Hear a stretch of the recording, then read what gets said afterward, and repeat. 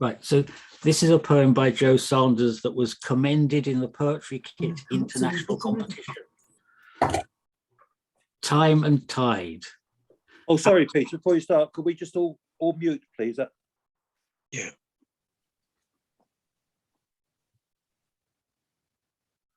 Right. So Joe Sanders' poem commended in the Poetry Kit International Competition. Time and Tide. Out in the cold for years, an altogether stranger world. Sleep is a country riven with jeopardy. Look up to the light polluted sky, the furthest you can see. You have watched the night disappear in long shadows as morning comes. A half-completed journey, the passage of time like unfinished sentences. So, Joe Sanders. Just the one, Peter, yes? That's the Yeah. one. It's very nice, isn't it? It's a lot of nice little phrases in there. It gives you a kind of word picture. Now we're going to move to Boris. Oh, sorry, Mohammed. Yes, Boris is coming later. All right, okay. I see the lights of March pulling me through. I see the light of March and I feel so new. If I could be absolutely free, I would be free. I would be free. I saw the light of March pulling me through, and I feel so new. Thank you. The howls and pain. We don't hear the howl as the eastern ones drop. There's protest, pain and pathos. The tragedy is the worst. Blood oozes, children cry, hit houses lie helpless. Is this carnage indescribable? My tears flow river-like. They hit hospitals and schools, those awful Russian soldiers, with their hearts turned to rocks, and their eyes of fear and hate. Men and women run from guns, toys and books lie in blood, broken glass and debris are felt underfoot. We can't hear, but make a note. There is evil causing suffering, and the world is bowed.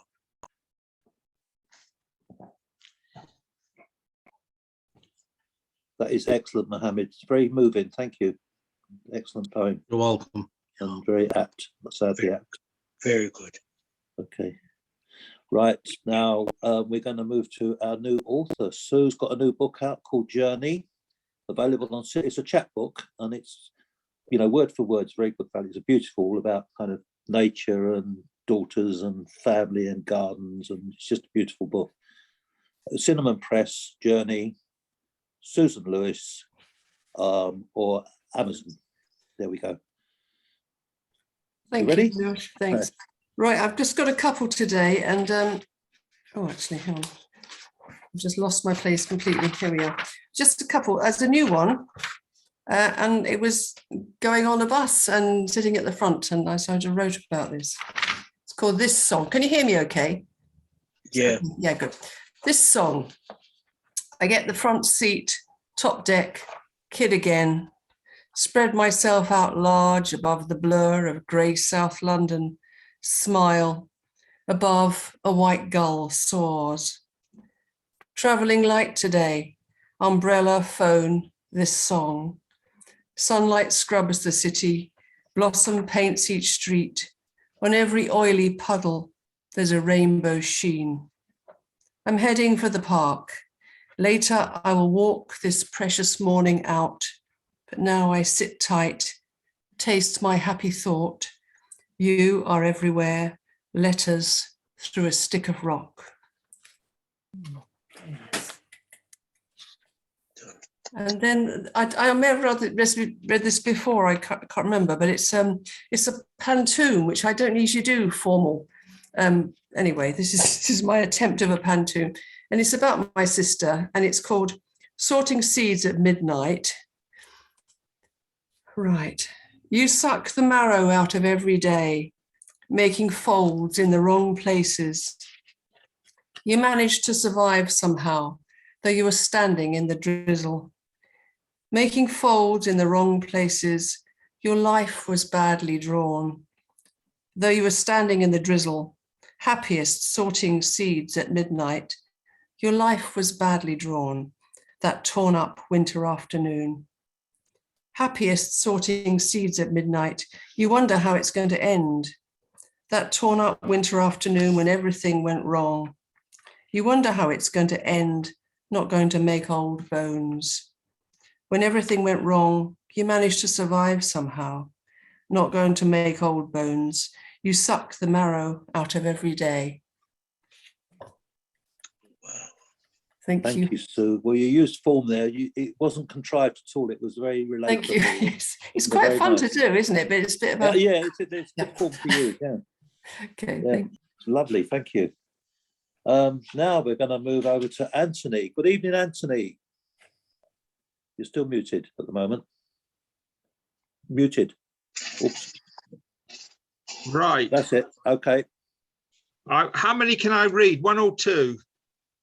Fill your boots, Anthony. Fill your boots. Right. This is called Needlessly Surrendering. It goes like this. We attempted to matter, perhaps once or twice, buttering up those we deemed of as importance, but they always demanded the finest Savile marmalade. We knew then we had become part of a grist. To independent thinking and ambition, they seemed to be second best. Supremely forced to watch repeats of Downtown Abbey and view videos of the Smurfs on our days off, when those upstairs couldn't even spell servitude. Yeah. And then the final one is, I got three today, but I'll just read the final one in case I have another time. This is about meetup groups, and this is what I thought would be like a disaster for a meetup group. It goes, it's called Misfit Feet. Weather tight, mist roaming over, ineptitude follows waterfalls and serpentines.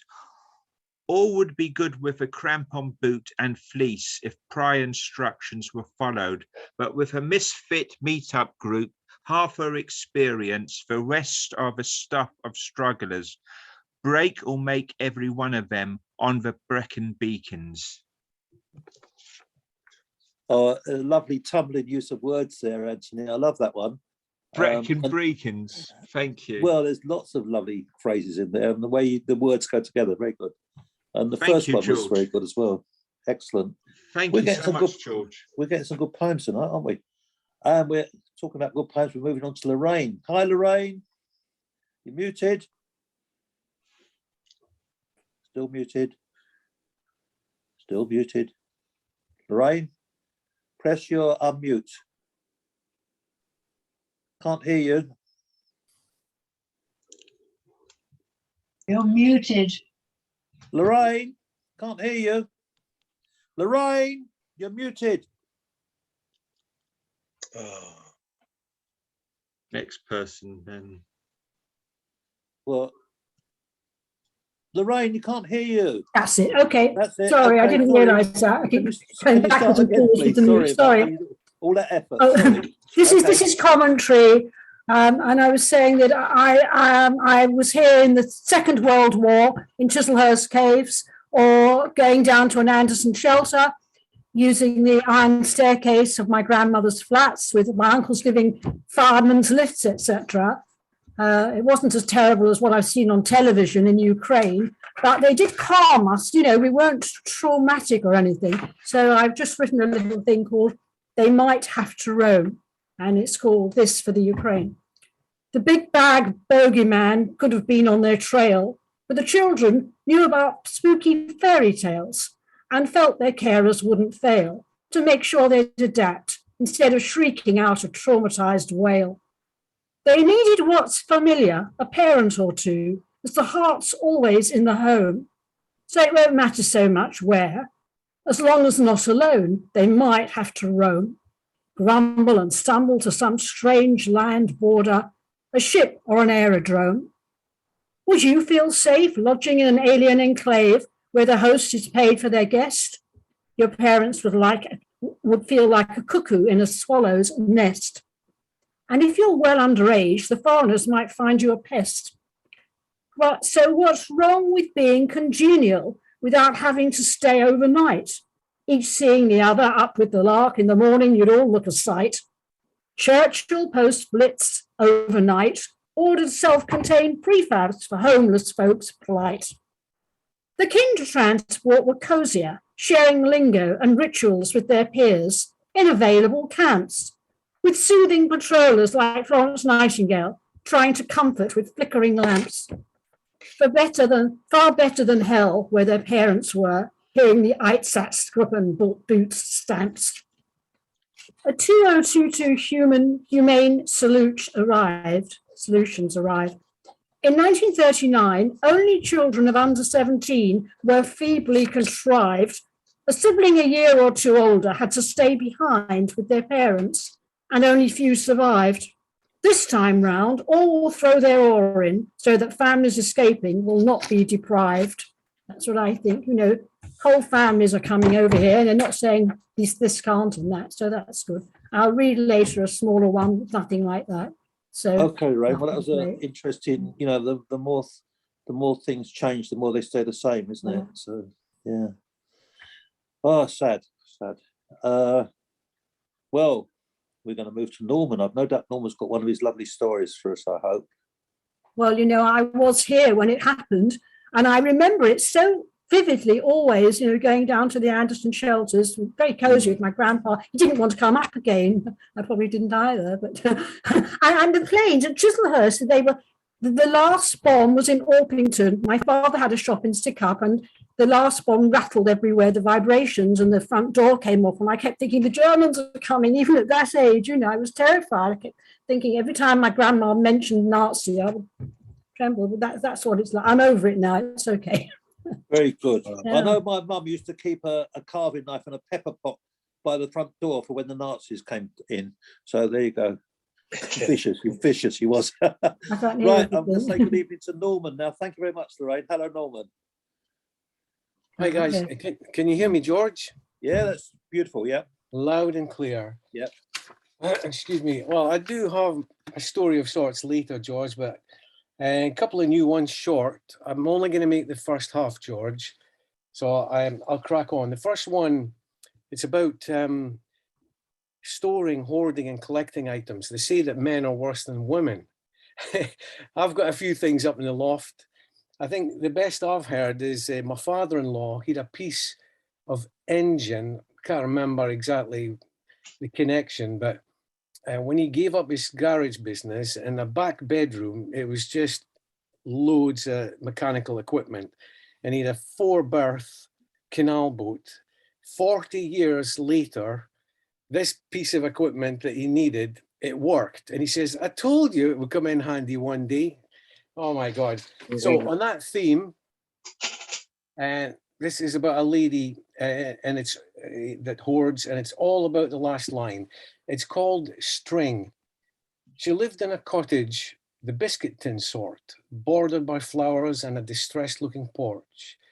As you walked down the lane, you would be confronted by a spectrum of colors and a front gate somewhat rusted. Throughout the seasons, flowers would blossom, marigolds, honeysuckle, and the reliable nasturtiums. A natural palette that great artists would have been proud to claim as their own in the Impressionist crowd. She led a simple spinster life and never married, no husband and children, nor the responsibility carried. A prim housemaid up at the big house by day, where her adopted family and dogs all loved to play. Her breakfast consisted of kippers and oat cakes, and for supper she loved smoked haddock and home bakes, including flat oval bannocks and various sponges washed down with a Wedgwood pot of tea. This she indulged in. Yet she was known to be frugal and disciplined to avoid all excess. In fact, she collected string that was too short to use for anything else. There you go. Right, the next one, I think it's self-explanatory. Short one is called Giacomo. She was blessed with a ballerina body, and pixie looks to die for. She sang like a soprano in the choir and danced like a prima donna in Swan Lake. And yet, she had disappointment along the way. Torrid men led to broken relationships. Boyfriends would lie, husbands would cheat. One day, she told me that only one man had the license to make her cry, for he could cast a spell of love, emotion, and tragedy that melted her heart. His name, Giacomo Puccini. There we are. And I have to admit, I've cried, I sobbed a few times to Puccini in my kitchen. Unbelievable. Now, you mentioned story. So if you bear with me, George, I've created this little world. Okay. It's all based around a sweet shop.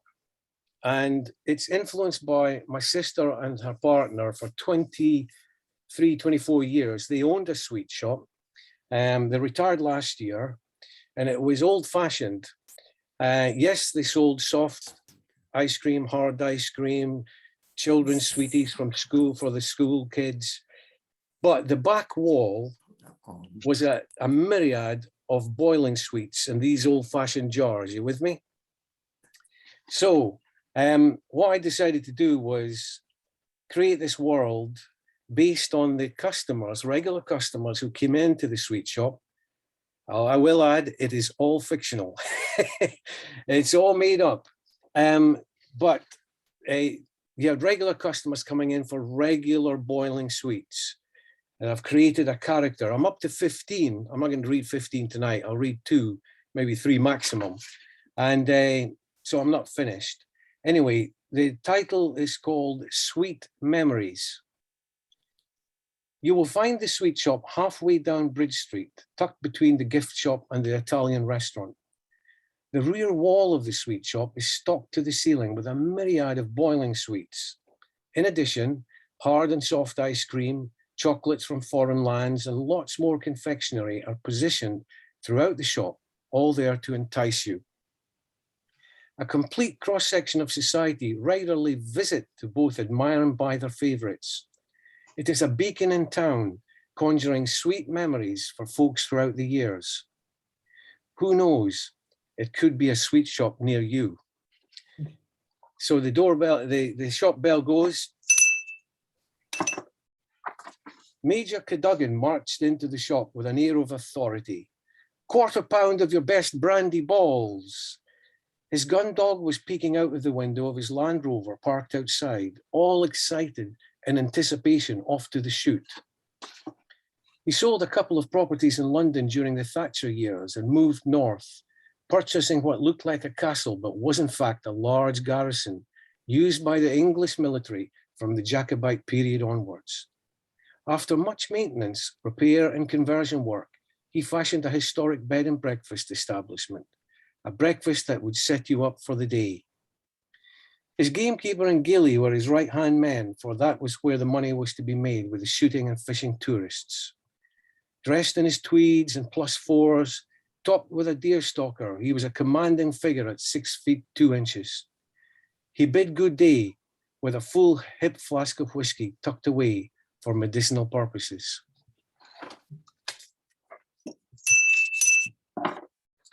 Lorraine, the hairdresser, rushed into the shop between her appointments.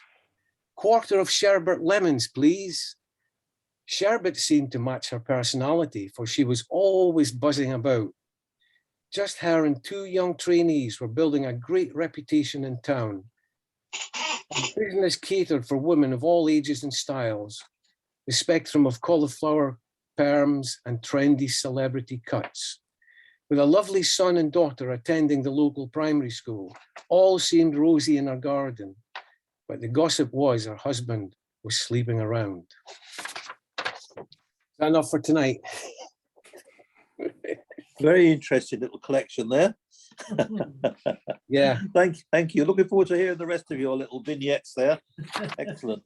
I do finish off, George. I'm sorry, just to say that once I go through everybody, the prose ends with saying, "And so the circle of life continues in town with the cast above, and many additional characters whom hopefully we shall meet on another day. Ah, There right. you go. Okay. So it's open. So that's a coming shortly, as they used to say. Yeah. Saturday morning cinema. Yeah. Okay, so we're going to move on now. Thank you very much, Norman. That's great. Can we have? I'm going to fit you in here, Steve, Mr. Juna. You good Okay, to go. Yeah. I am. Thank you. Right. This one's called The World at Large.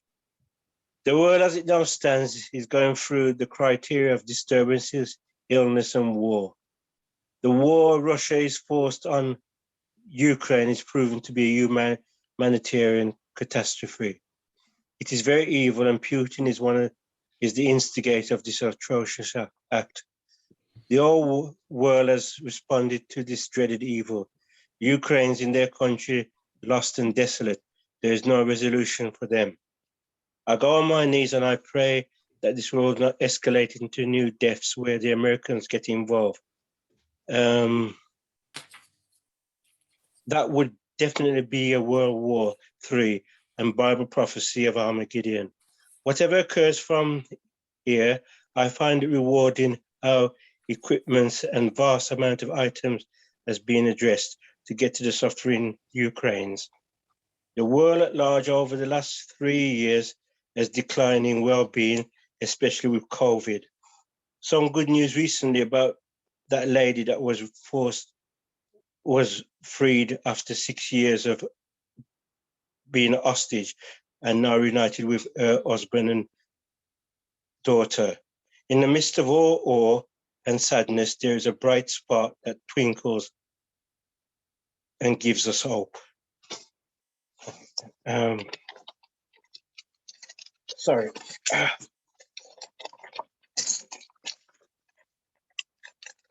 This one is called The Generation. Generations come, generations go.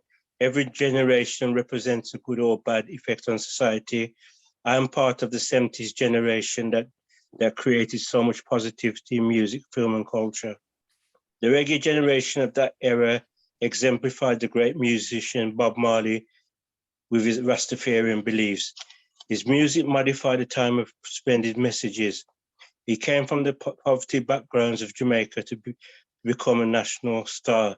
And when he died, he was given the title role of the Right Honourable Bob Marley. Being a very avid reggae fan of that era, I saw all the great reggae bands from that era, like Burning Spear, Culture, and Keith Hudson.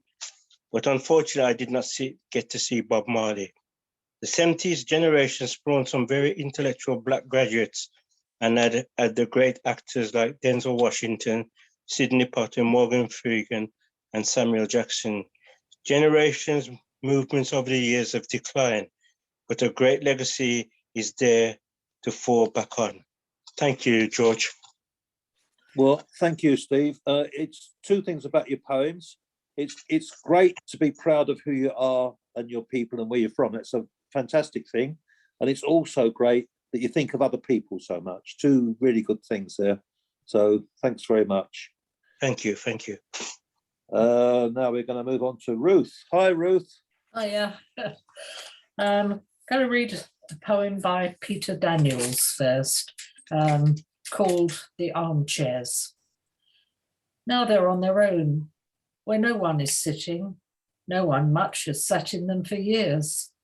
One rescued from the room of a dead mathematician needs a cushion to mitigate its rigidity, and yet the curve is elegant. The other came from an uncle's furniture company 99 years ago, a wedding present, dumpy and yielding, but still buoyant. No one has decided what to do about who they are and where they might find themselves. They never really did go together, but still, here they are. And here are my two. First is called Crater Lake. Sun, after a lonely 9-month winter, shines on the waters of Crater Lake. From shore to shore, a goblet of blue ink. They say the mountain bluebird was dull grey before it dipped its wings, and the pointed rock is a phantom ship. The lake is deep, a gouge that's slowly filled with rain, high and wind-chased, welling in the borders of its rim. We only guessed the hellhole that it was. Birds in tatters with charred wings, flames spurting from the mountainside, moccasins shucked off from runny feet as the volcano woke. A long silence before shoots began to prick through lava. Now tourists park at every viewpoint, gasping at the blue, but underneath, the lake is imperceptibly warming. And the last one is called Leaving Footprints.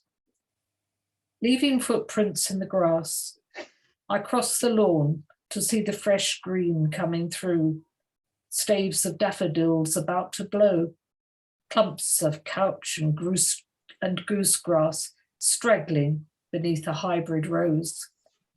A time of year to hold a besom in both hands and sweep the leaves that swirled all winter into damp piles.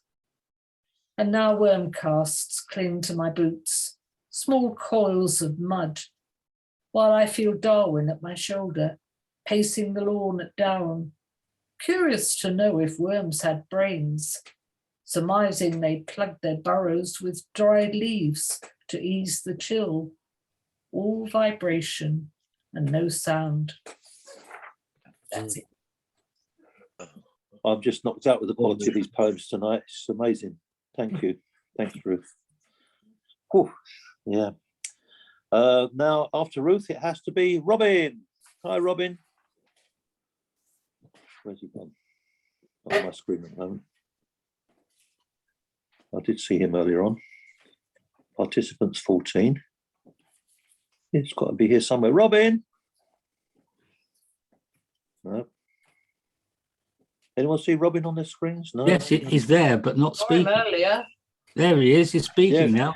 Oh, he's Okay. muted himself again. You just muted yourself, Robin.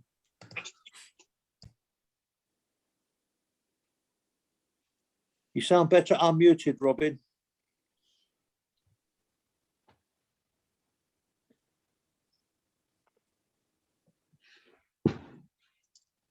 There's a promising noise. Is that Robin? No, it isn't Robin. No. He is unmuted, but he's not saying anything to us. Perhaps this is Oh. a silent poem. Robin, we're missing you. I don't know if you can hear us. Robin can't hear a word. We'll have a break and interrupt as soon as you can speak. Can you hear me now? Yes, yeah, and Yes. see you as well. Yes, Oh, good. excellent. Yes, I think the settings were mucking about a bit. Okay, we can all mute, please. Thank you. Can you hear me now? Yeah. Okay, I've got a couple of poems then. A few sessions ago, Jim did us a poem about a very patriarchal relationship, is one way of putting it. I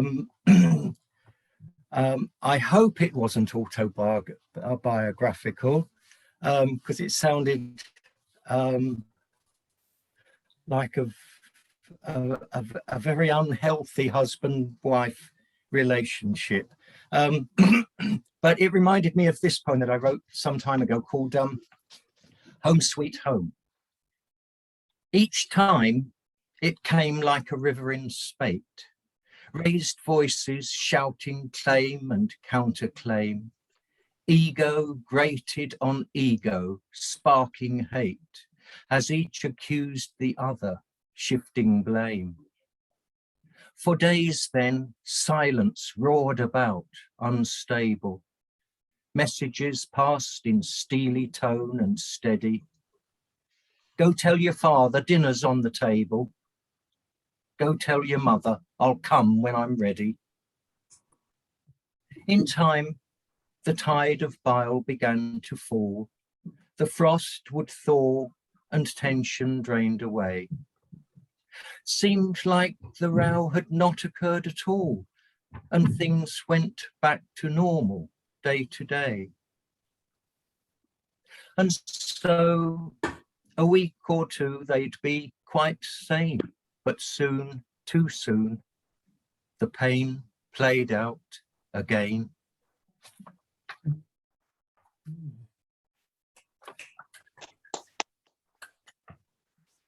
And the second one is called Echoes.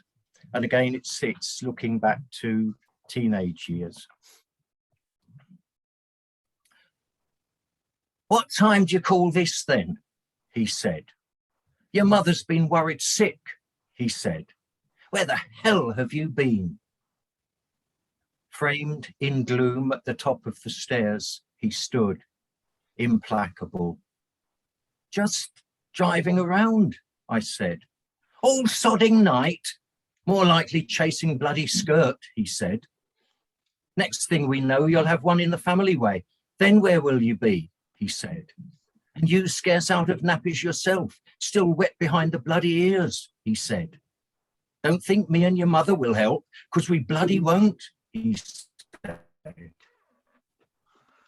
I caught the scent of her scent on my shirt, remembered the caress of her hair on my cheek, how we giggled at the milkman starting his rounds, and the pale wash of dawn in the east. While you're under my roof, you'll do as I say. Do this again and you're out on your ear. Now bloody get to bed, he said. Yes, sorry, Dad, I said through gritted teeth. At last, I hear a creak upon the stair. What time do you call this then? I say. Your mother's been worried sick, I say. Where the hell have you been? And to the spirits of my parents, I whisper, now I understand. That's it. Thanks a lot, Robin. Two fantastic poems. Thanks very much. Beautiful. My brother, I saw my brother today, and he said, George, I was thinking back when you were a little boy. He said, Dad, when we've been naughty, Dad used to come home and take unbuckle his belt and take it off. He said, I'd run upstairs and I'd hear you downstairs saying, didn't hurt, didn't hurt. Oh dear, stroppy little sod I was even then. Apparently I've forgotten all about that. Repressed. Anyway, yeah, the moon is beautiful tonight, isn't it, folks? I had a look at it. It's huge. I went out about 7. It was really huge and very bright and very beautiful. So the moon deserves a mention as well as Robin's poems. Right, and we're going to move on to Anne. Hi, Anne. Still muted, Anne.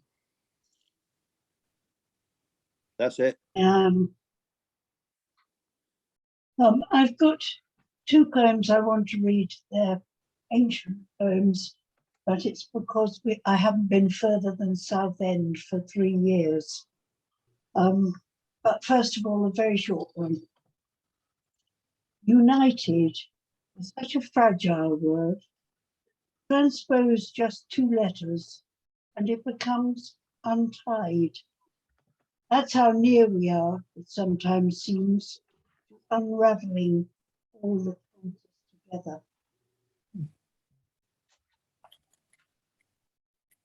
Anyway, France. It is very hot. I plod home from the Set-à-Set, past the black, opal, dark, sparkling Dordogne, and take the longer, cooler route under the trees and beside the Couze, which is smaller and shallow, and through it you can see the pebbles, green and brown under the surface. All is quiet. The dogs do not bark as I pass. Distantly I hear the children in the camping. Then nearer me, tomorrow's lunch quacks harshly beneath the restaurant as as if it has some inkling of what is to come. Over the little bridge, past the runnels which fall chuckling into the river, over the road, and up the last hill. I'm home. Sun shines on the honeyed walls, and inside it is cool and dark. I set down my shopping and join at last this summer somnolence. Nice, it was that warm, wasn't it? And this one is Ayers Rock, Northern Territory.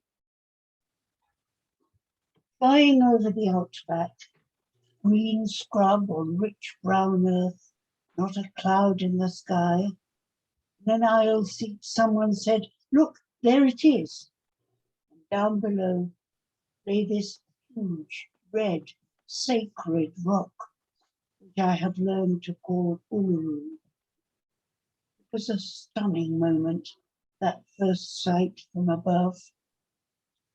But when we landed and went by coach to see it, it was larger, smoother, redder, and holier than you could have imagined, and you wanted to gaze and gaze at it and not take photos of the most sacred places, not just out of respect for the Aboriginal people who saw it first, but also for the great rock itself. So it made me mad to see people photographing the pool we were told was special, and even madder to learn that although they are asked out of respect not to climb the rock, lots of people do it all the same. They should be told, not asked. No point being too polite to rude people who will be the first to complain if Aboriginals came and abseiled down our great cathedrals. So the best part for me was the morning flight by helicopter over Uluru and the sister rocks, the Olgas, Catatuta, give them their proper, though harder, name. Sun came up. Brown rocks turned red, and there was no one to distract from their power and majesty.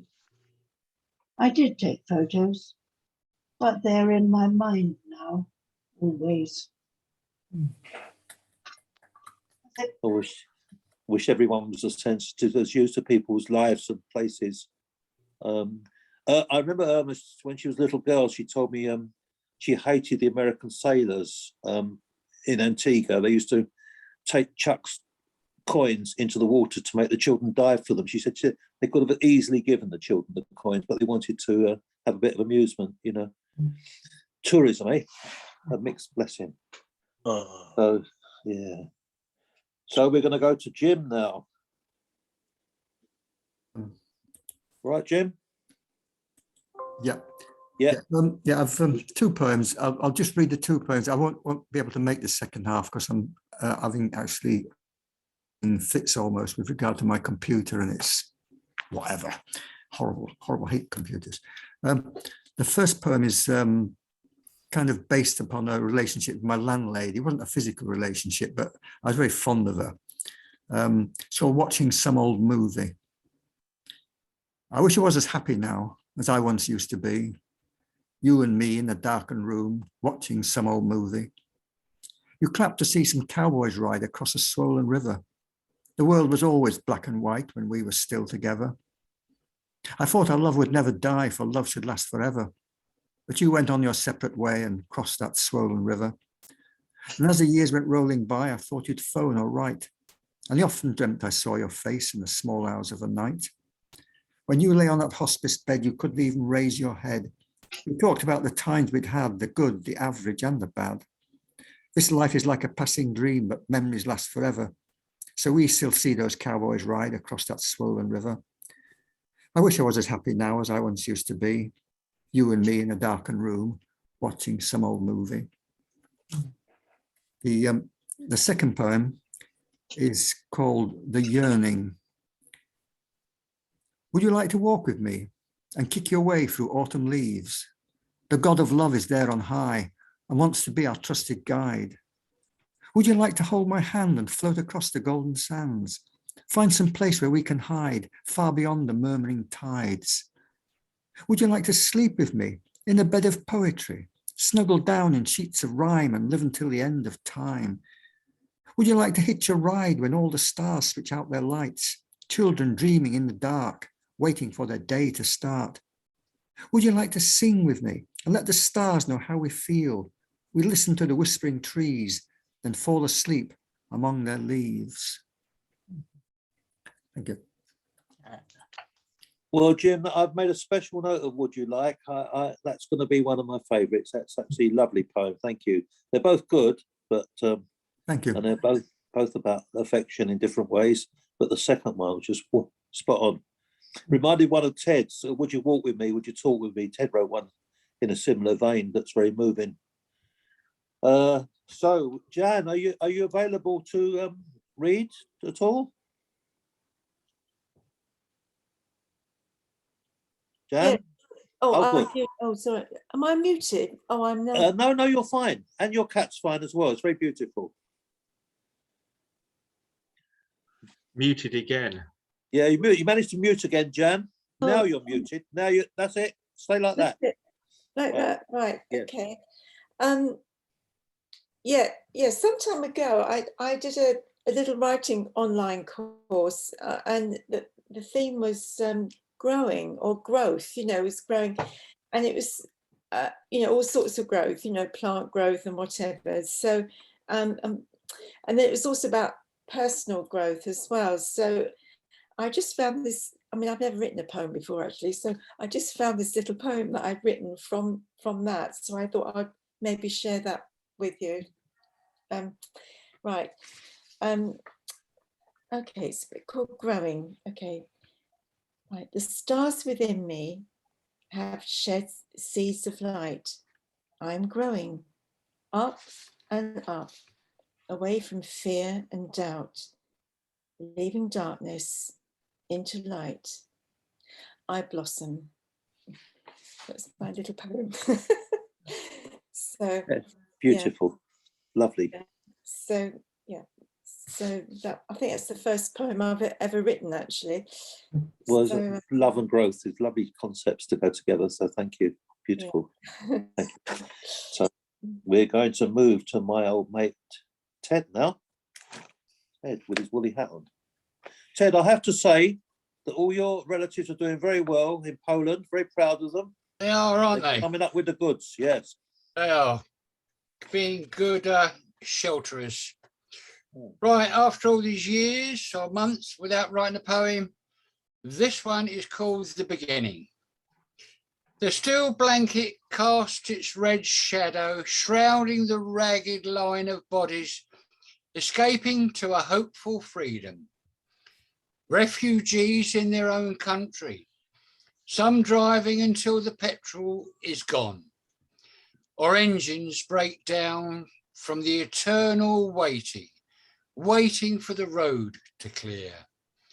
Others walking on soulless shoes, carrying only shopping bags, crammed with small but sacred possessions, soulful hearts leading them forwards. Babies swaddled in soft linen and parents' jackets.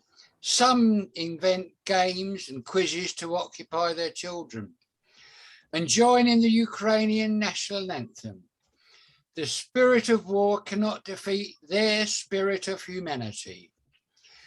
The imperial rainfall of sickles hammer the ground, destroying deserted buildings, and the red steel blanket follows the hunched shoulders, and a sea of woolen hats silhouette against the ashen sky. That's it.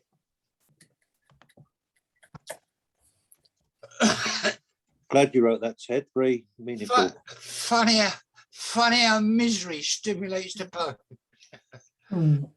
Oh, how sad, how sad. Anyway, next person, please. I've done my bit. Hey, that That would be Peter. Okay. Hello. I'm going to read a couple of poems by Gillian Clarke this time of year. The Honeyman. The tin trunk rusts in a red pool with its cargo of old frames. Crumbling honeycomb dark with pollens and a dried glisten of wings from dead summers. By the gate, 6 feet from the car, the abandoned hive the wild swarm took over last year that we meant to move in winter as they slept before the March sun woke them. From the car we watch behind glass. He comes through the dusk in his spacesuit and veil, charming the bees with smoke from the swung censer. He lifts off the roof and is jeweled with bees. The air strums with a million stings as they settle on the glass eye to eye with the children. At moonrise, before bed, they take turn to press their ears against the hive, to breathe in the honey and hear a million cooling wings beat like a city in a box. And lines on first hearing. Suddenly, on a silent gardening day, 2 notes from half a mile away. Did we hear it? Too far, too deep in trees heaving their bones from sleep to be quite sure. Again, a bird's voice, C and A flat. Treacherous sweetness in 2 clear notes across the valley's well of silence and the winds of April. We set our tools aside and listen hard to hear it calling from the leafless wood, excited once more by a summer guest who pitches camp in a small bird's plundered nest, grows fat on murder, and in a stolen house rehearses 2 notes in an angel's voice. Wonderful, Brilliant. Peter. Yeah. But National Poet Laureate of Wales. Yes, Deservedly so. Deservedly so. Wonderful poems. Thank you. Right. Well, Sue did a pantoum. If I get something I care enough about, then I try and find a classical form to write it in. So this is a villanelle, this one. Don't do many. I think it's only the second one I've ever done. And it's called Misdeeds. Sudden death rains down from a clear blue sky. Hospitals collapse in a mighty boom. On hearing of this, we can only cry.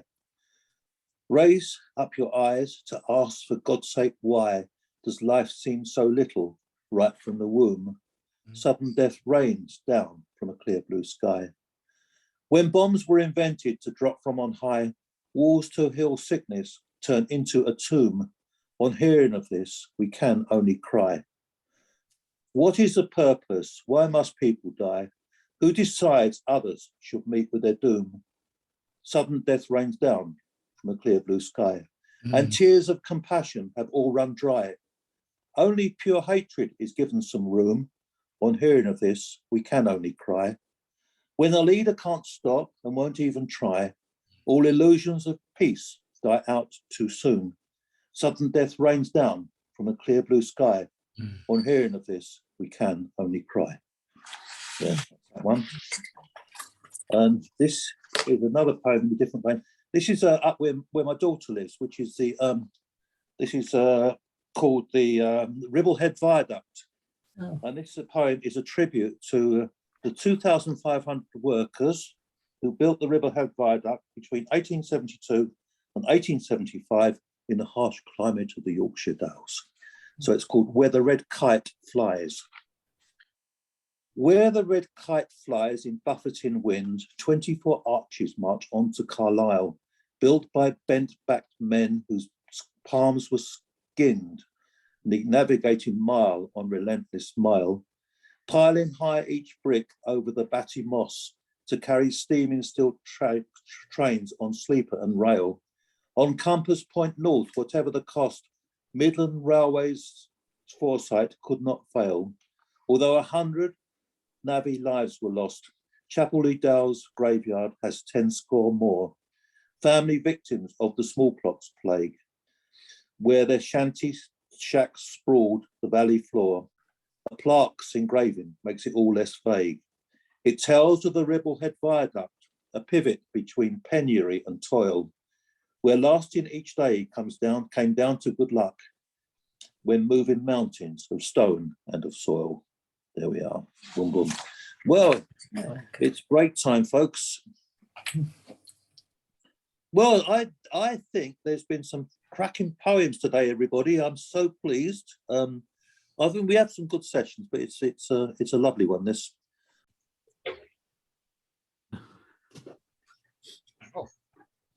It was a journey into unknown lives of fishermen trawling the sea. Men with big hands, gnarled, pulling in nets, screaming with freezing water, and tons of fish, or worse, none.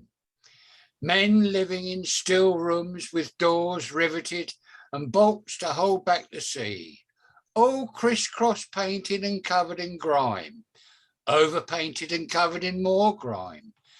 The forecastle, where the lucky bunk backing the galley, where cook and a boy, scalded, load bread slabs and tea in onto plates, boxed in for the toss. The engine vibration glistens the grease on the meals, and everything is tainted with fish. From a dungeon, slim stokers feed boilers. The ashman, roasted and frozen all day, crashes his bucket overboard, heaving the strain of the chain. The sparks eavesdrops on co's, discovering who's on the fish, spying for low pay and retainers and shares in the company's profits. Good work on a fine day, gutting fish and needling repairs to nets. But in widow's weather, when the black frost hangs higher than the masthead, shrouding like Neptune's hair, frostbite cuts deeper into blue hands and feet and faces, axes clatter the bulkhead, chopping down ice, and men's blood runs free with the salt as they slither and grab to work. Days without sleep bleed into weeks without time. Fish is paid with men's lives, and you don't ask its price. Quayside, when the wives weather watch, waiting, all dreading the knock on the door, the port missioner a shoulder to cry on. Here's news of an unknown grave and a future frozen at zero. Great. Brilliant, brilliant. Wow. Brilliant. Great. I left a word out. Did you? Yeah, I can't. No, it's Oh. not. It's not written down. Port missionary. But I managed to busk it You did, Ted. It was For a- lovely. for a I like change. all the detail in there. It just takes you there, doesn't it? The Yeah. harshness. It was lovely. It just fell out Brilliant. with a bit of research about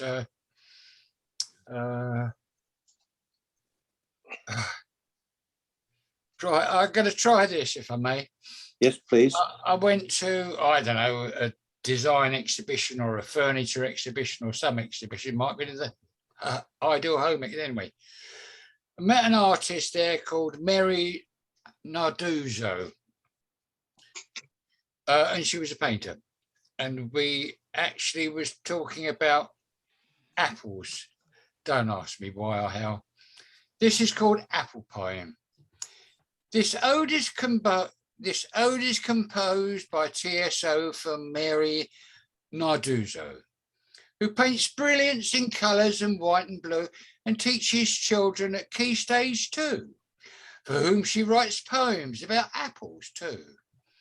Now she's turned apples into poetry, reminds me of my blown down, distorted, disfigured apple tree, which twisted upwards, outwards, regrew branches and leaves to grow apples in couplets, quatrains of pure poetry, which Penny, my wife, cooks with crumble for our family. I'm finished. This verse has evolved from a comfortable nook.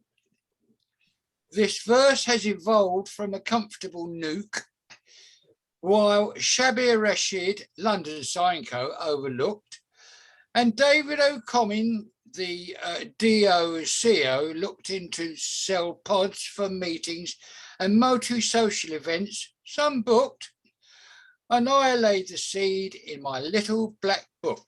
That's for that poem. That's it. Wow, good one. Silly. Wow. You know, sometimes they fall out, don't they? They do fall out. So long as you Yeah. and Penny don't fall out over a cooking apple pie. It's true. She did. She does. Yeah, very good.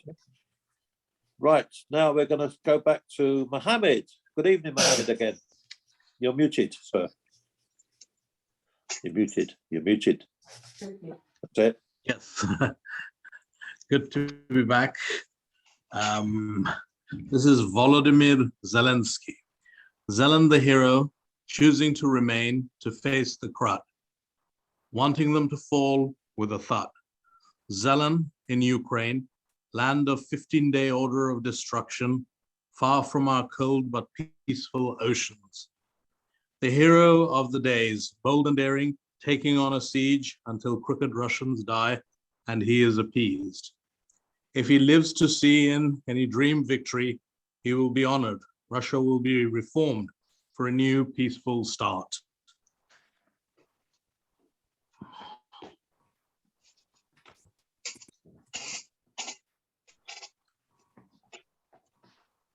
Is that it, Mohammed? There's the Ides. Okay. Beware of that. Right. The Ides. Yes, the Ides are about to go. Don't sell yourself down the river, near where the thorns grow. Thorns may spike up to pierce and prod you on the 15th of a month brighter, but democracy will slay the tyrants forever. Well, I don't know if he'll take any notice of that, I'm afraid, Vladimir. You know, Yeah. I think he thinks so the you've Roman got- Emperor. Yeah, he has to fall. That Vladimir has to fall. Hope so. So is that it now? You okay? Yeah. Okay. Well, Anthony, have you any more for us, please? Yes, I have.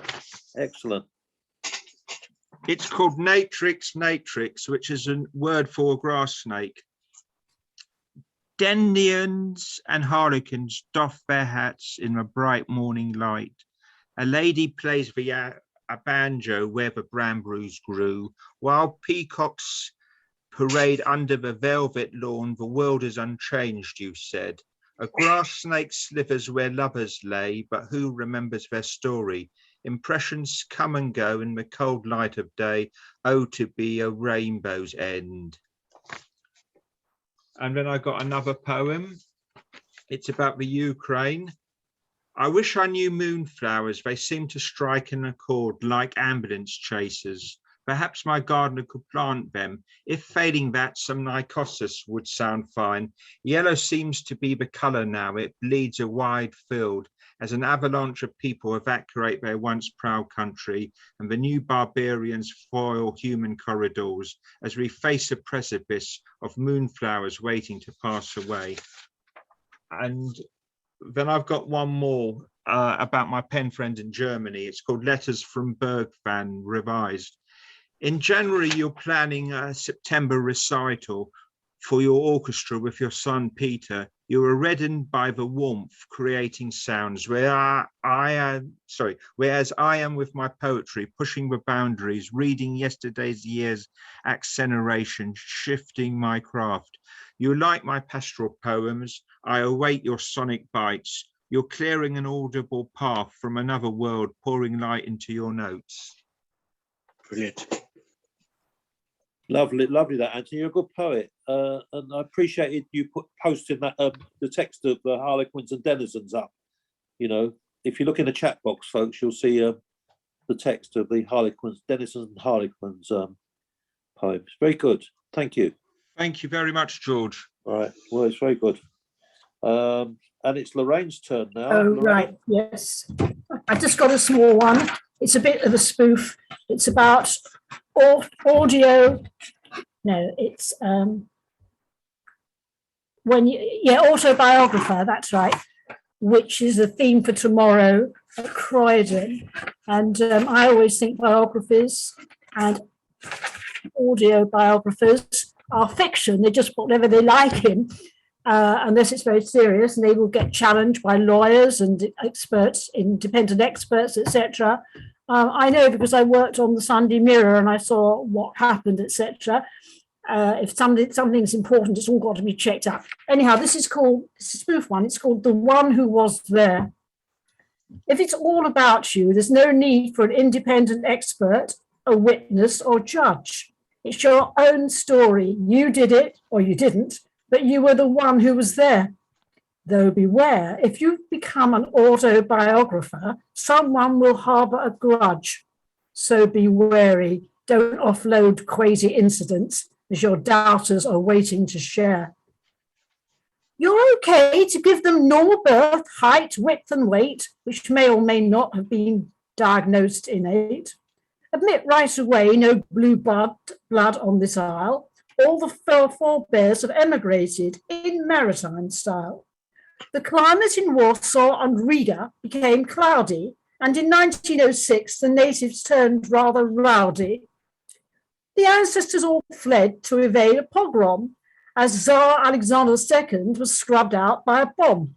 But Oliver Cromwell in 1656 was never that keen, obeyed his parliament's rules to waive the lost exiles in, which he did. He wasn't that keen, but Parliament got him to get the Jewish people in. He didn't really want to, Oliver Cromwell. So we came in 1656. And again in 1906, wasn't long past when Alexander II was assassinated and people were suspected of it. So a lot of people came over here. But that's true what happened then. But you wouldn't put little things personal about yourself, in a autobiography, because, who actually wants to know all these things about someone? You can just go and find out on Wikipedia or something. I think I'd rather read a biography rather than an autobiography. Anyhow, that's me, and I'm going now, and see you next time. But before you go, Lorraine, your poem reminded me of that very old joke, because someone said, well, you go back to the Bible, the Romans persecuted us. I can't hear very much because you go to York and the English persecuted us, the Nazis persecuted, and they call us the chosen people. Why didn't God choose someone else? I can't hear everything you're saying, but I'm sure you're saying it's right anyhow. Yes, but I know all that history anyhow about Cromwell and everybody else. So yeah, it's just a fluke that anybody's here, and in 1906 as well. All my grandparents came over in about 1906 from Latvia, from Riga, and from Warsaw. Yeah, really? Poland and Latvia. So I certainly haven't got any blue blood aristocrat in this country at all. The touch of the Baltics. I'm second generation. Anyway. Yeah. Okay. Thanks a lot, Lorraine. Bye-bye. Thank you, Lorraine. Bye, Lorraine. Bye, everybody. Bye. Bye. I'm going to turn to our Birmingham Bard or our Wolverhampton Wonder, Steve. Permission to be excused. Okay, Ted, where are you going? Downstairs. That's what we have to do at school. Put your hand up if you want to go to the toilet. My apologies, Steve. No problem, mate. Love you and leave you. Bless you, bye, sir. Ted. Bye, Ted. All right, Steve, you're good to go. Okay. This one's called Mind Blowing. When I became ill with depression in 1977, I was admitted to a hospital called All Saints in Winson Green, Birmingham. I was given psychiatric medication for manic depression, which was needed to help mood swings. Over the years, administered these medication, they literally blew my mind apart and made me lazy and lethargic. The experience was daunting, in fact, frightening. Going through depression is in fact itself a despicable experience.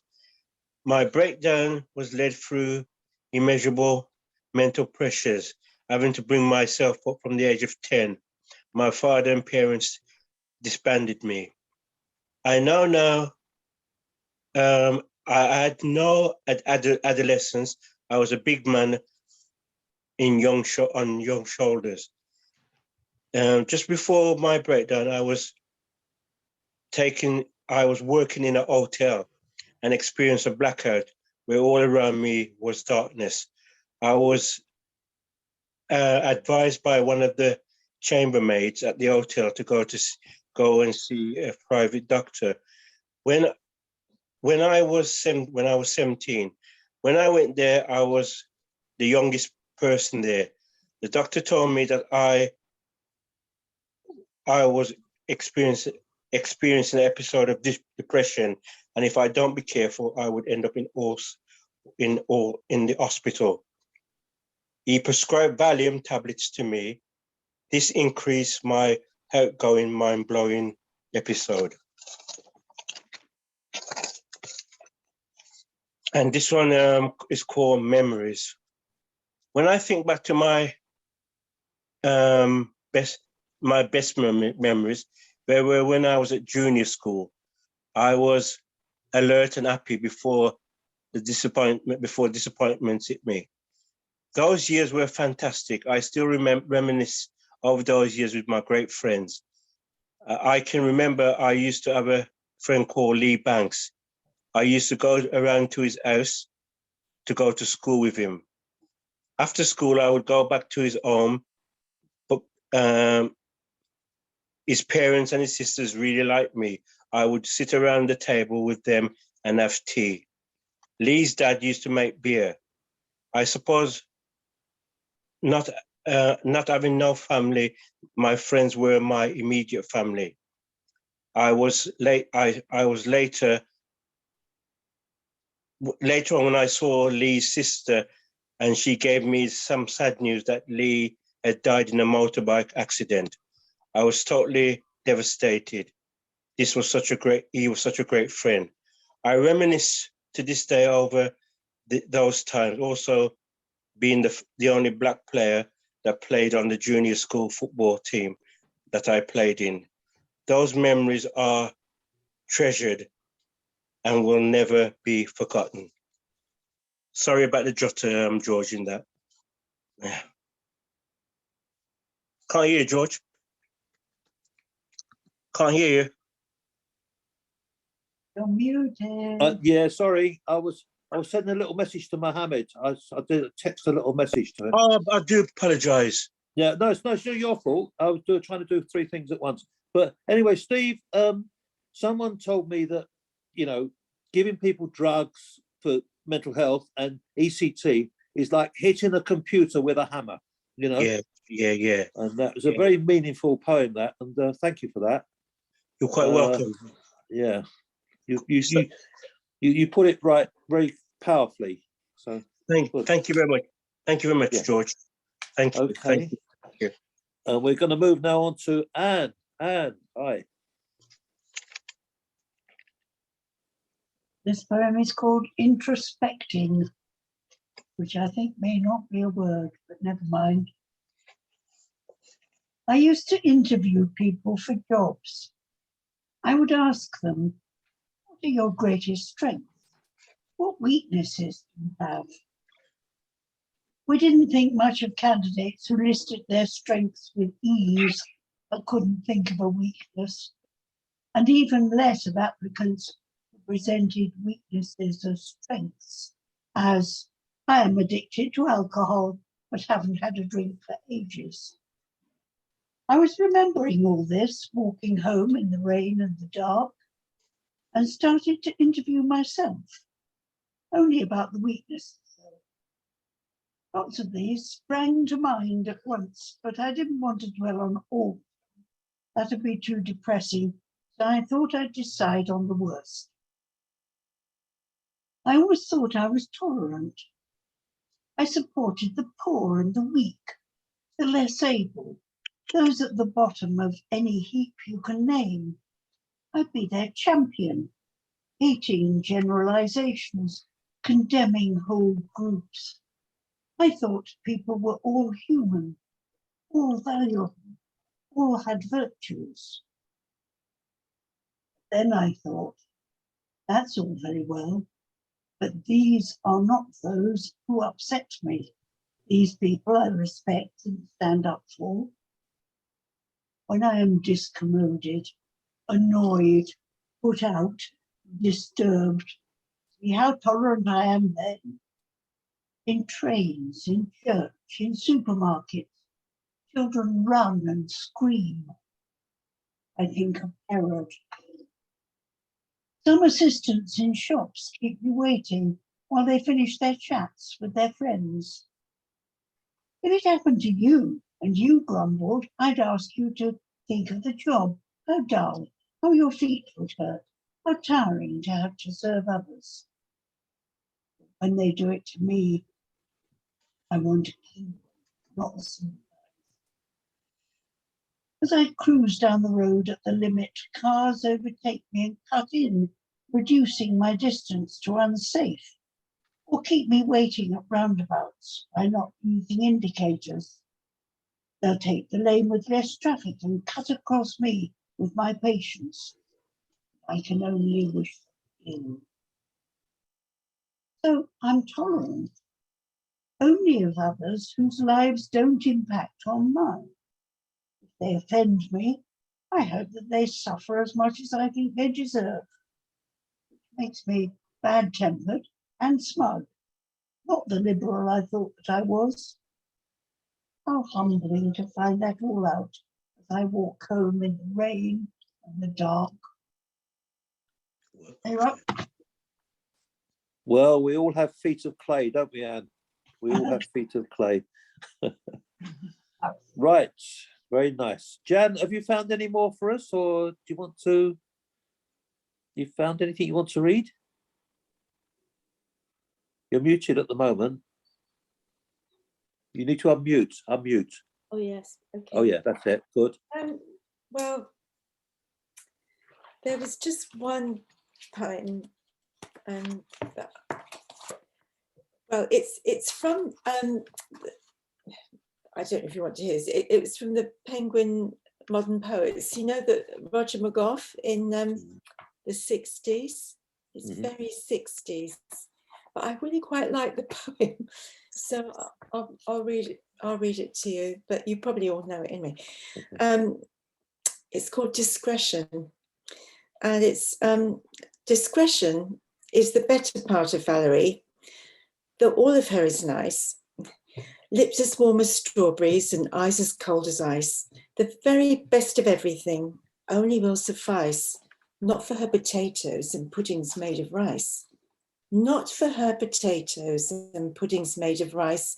She takes carbohydrates like God takes advice. A surfeit of ambition is her particular vice. Valerie fondles lovers like a mousetrap fondles mice. And though in the morning she may whisper, "It was nice," you can tell by her demeanor that she keeps her love on ice. But you've lost your hardened heart, now you'll have to pay the price, for she'll kiss you on the memory and vanish in a trice. Valerie is corruptible, but known to be discreet. Valerie rides a silver cloud, where once she walked the street. And I quite like that poem. I hadn't heard that before. It's very good. Yeah. Very good. Thank you so much, Jan.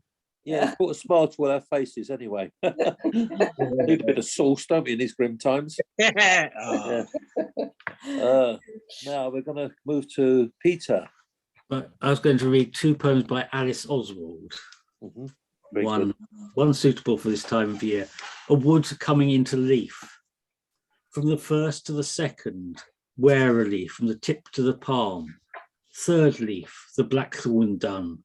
From the fourth to the fifth, and larix, castania, fraxinis, tilia. Thor taps, groping in stumps. Frost like an adder easing away. The sixth to the seventh, plums conceive a knobble in a stone within a blossom. Ushers the next by the thumbs to the next. A 31st, a 32nd. A green wood through a black wood passes like the moon's halves meet and go behind themselves. And you and I quarter alight, our boots in shadow, birch, oak, rowan, ash, Chinese whispering the change. And the other one was carrying on apples from Ted. This is the apple shed. It suddenly thunders and the blue cloud cracks. Oh, run for the sheds in the clap of time. When it flashes and flashes, the tin sky flickers in the thick of echoes. Clear the benches, space the apples. Think of the 10 quiet trees with their nerves in the air. The eye of the storm is my own fear. I wouldn't risk a finger out of doors, not even for a glancing look to fetch the key that hangs on the nail, to cross the courtyard to the loo and back, 20 paces under a moving cloud slip. Halfway, caught running in a light from heaven, I saw myself struck stiff, but it was just the grandeur of thunder, the sheer impact of the thought that knocked me blind. And now the comfortable dropping sound of rain as heavy as a shower of apples. Ribston Pippin, Cox's Orange, Walbrook Russet, Sturmer Pippin, Bramley, Crispin, Margill, Spartan, Beauty of Bath and Merton Beauty. Put them bright in rows. Tell me, what have our souls been growing all these years of time taken and rendered back as apples? Great poem, great poem. I think it's a lovely poem, yes. Amazing. That second one's, really good poem. Yes, that is. Yeah. Okay, folks. That's from her first volume, her first collection, which I think is better than the other ones she's done since. Yeah, I like Alice Oswald. She's a really good poem. Okay, here we go. The Winter Soldier. The Winter Soldier has ice in his heart. He will do whatever he's told.